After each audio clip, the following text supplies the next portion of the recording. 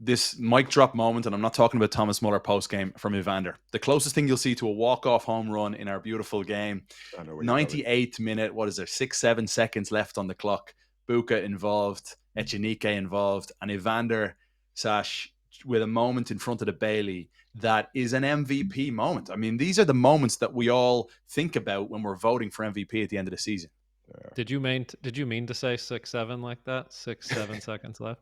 Do you even get that? No. Do you know what that means? No. Brad, do you? I've seen the recent. Yes. Wait, what are we talking about here? It's we'll this kids. It's this. Yeah. All my kids do is walk around the house going 6-7. Yeah, 6-7. Yeah. I haven't got a Scooby Doo what you're on about. Yeah, K-pop Demon Hunters. Your K-pop demon. There you go. Your kids are too young, Kev. Yeah, okay. Fair enough.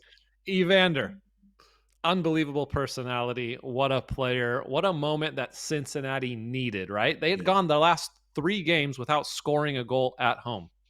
That's absurd to think about a team that's still in the Supporter Shield race that could go 3 games in a row without scoring at home.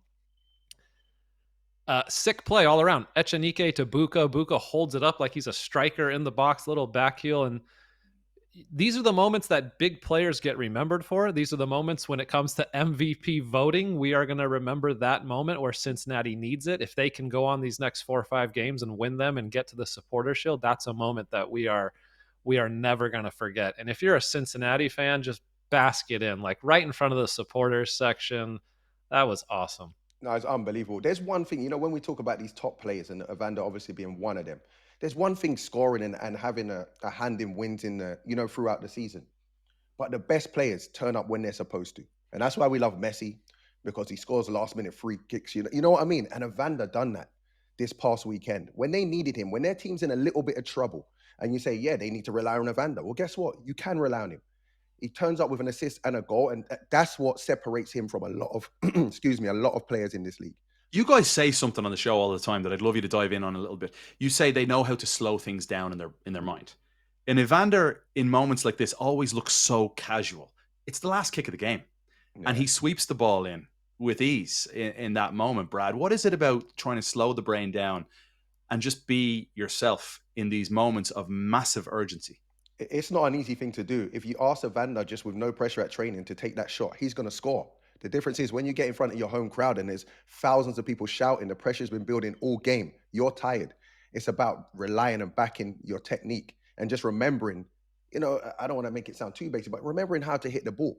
When you're playing in the park, you don't snatch at things. Just because it's last minute in a game, you don't start to snatch at things now. And he has that. He has that composure in the toughest moments.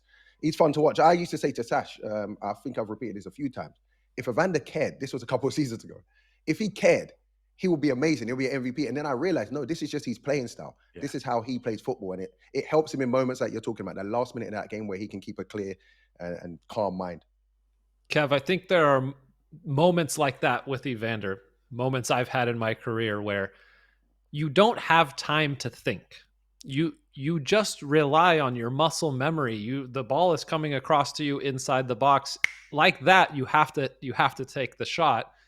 Sometimes I remember playing in games where I've scored a goal and I've thought it kind of happened one way, and then I watch it back on video and it's like it's a little bit different than I thought happened in the game because I wasn't thinking in the game. And then I watch it back and I'm like, oh yeah, it did kind of get around that guy a little bit more. Or I did take that touch really quickly. You know what I'm talking about, Bradley? Where sometimes you don't even think. There are times in the game where you're looking and you're thinking a lot and you're examining plays and you're analyzing. And then there are moments in the game that happen like that. And you're just like, how did I do that? Because you don't know how you did it because your body just does it.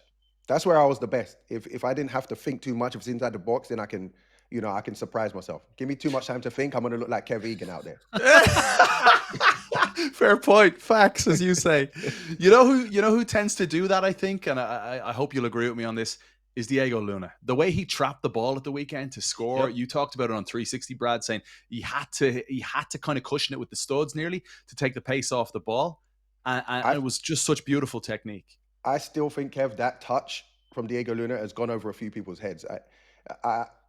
The way the ball is going into him, if he tries to control that normally, I think it goes too far. Defender or keeper will get it. He knew he had to hit that into the ground to take the pace off of it. But then after the finish as well, he took half a second and then went under the keeper. So as the ball's coming up, he goes under the keeper. It was brilliant. I want to ask you in the chat, please go and watch that goal again. I know you may think that was a tap in. This was genius, brilliance, pure brilliance.